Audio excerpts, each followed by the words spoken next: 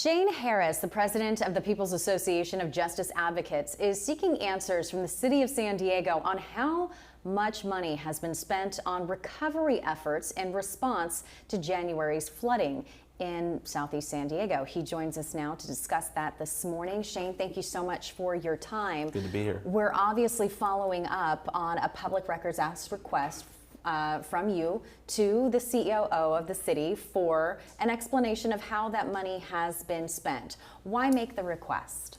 Well, I think it's very important here to just underscore the fact that the mayor has been running around saying that this is an act of God. And what I've talked about is that, this is an act of man.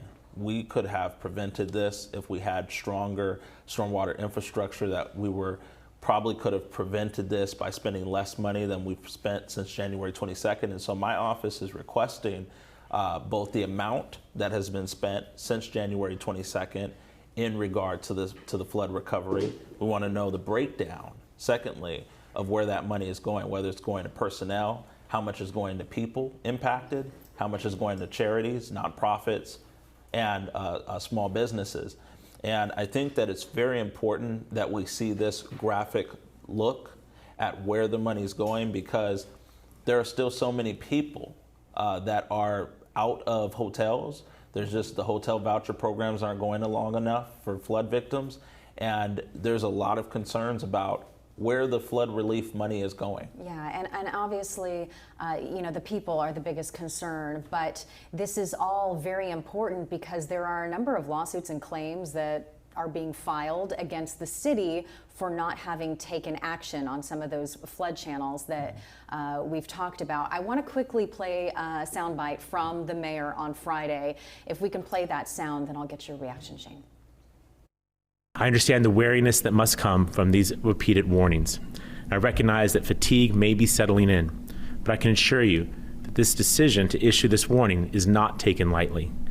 It is becoming clear that these kinds of rain events might become our new normal and what we must adapt to, meaning that we will face this situation multiple times.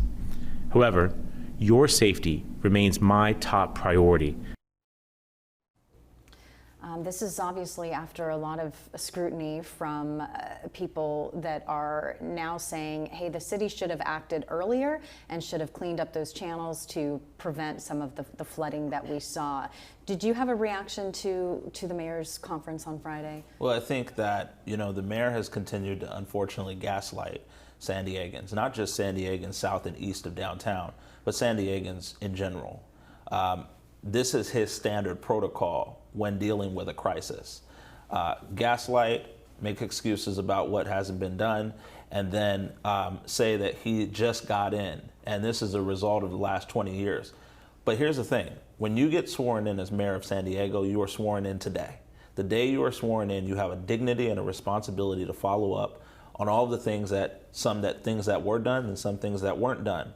Yes, this stormwater infrastructure issue was here before he got here. But the day he was sworn in, he took the oath of responsibility to fix San Diego's stormwater infrastructure crisis.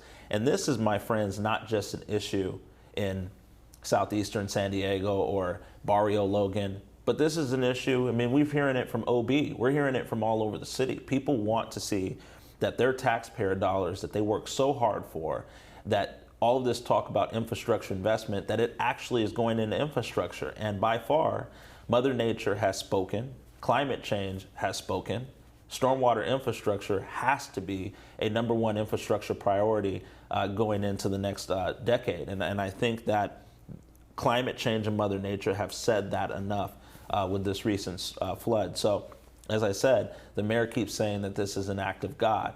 But I argue that this is an act of man because it could have been prevented, at least parts of it. Yes, the rain itself is an act of God, but the failure to fix the stormwater infrastructure system is an act of man. And I think that's sort of the gaslighting and irresponsible responses that we continue to see. And so by requesting a look at how the money is being spent in regards to flood relief after the fact at this point, are you hoping that that transparency will give San Diegans more of an ability to voice concerns? And what are you hoping you'll find from getting a request filled, if in fact they show that money? Well, part of what we do at the People's Association of Justice Advocates is we are for the people, and that is all people.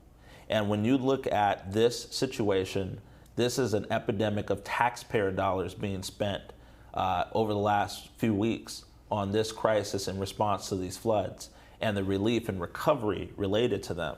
So what we're hoping to uncover is not just the amount spent, which tells a story to taxpayers, but to also tell a story about how we are always asked as taxpayers to fix problems over and over and over again with no commitment from the city to say this is what we'll do if we're going to ask you for another tax hike. And as you probably know, there is a council president, Shawnee Rivera, is proposing a tax hike on San Diegans who work so hard to fix the stormwater infrastructure system while making no commitment on what the city is going to do. I just think that we have to get to a new way of governing, and it has to be a give and take here. And the taxpayer has to be able to see what your commitment's going to be before you go on and ask them for another increase. And I think that these dollars will give us a graphic picture of not just how much money has been spent and how much that is versus what we could have spent to prevent this, but also a graphic picture of where all of this money is going. Because as I said, I'm very concerned that American citizens, taxpayers, who have worked so hard from the communities of South Crest and Barrio Logan and Southeast, they cannot get into hotel voucher programs, and if they do, they're very short-termed. When we see folks, coming over the border, and we should care for migrants, and we put them in hotels right away, and sometimes long-term, why are these folks out and they don't have the same kind of support, the same kind of common sense approach that we take across the line? It's got to be fair for everyone. And I think that we want to see, is most of this response money and relief money going into personnel? Or is there a balance between personnel and people impacted by these floods?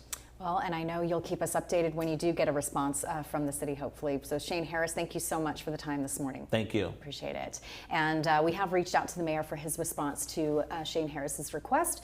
We will keep you updated if we hear back.